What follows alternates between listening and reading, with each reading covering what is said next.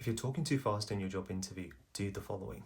And if you're not sure if you're talking too fast, well, if you're going blank, losing your train of thought, buffering as you're answering by always repeating a word or sentence that you said earlier, you're talking too fast. And all of these things instantly make you lose your authority in the interview, particularly if you're a senior leader, but it applies to any interview.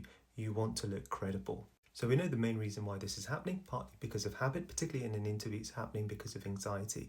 Now, the way that you manage anxiety is by administering control in that situation. And the way that you do that is by practicing pausing for at least 3 seconds. It's harder than it looks, but I want you to do this over your dinner table this evening. I want you to do this in your meetings at work and then speak.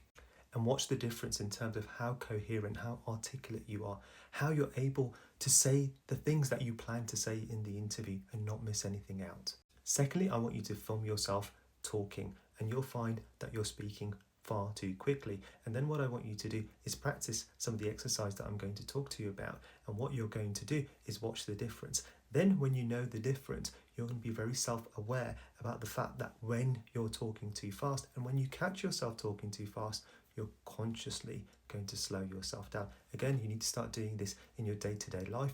Why? Because it's a habit, and that's the way you solve a habit, is by making it part of your routine, and eventually you'll etch it out.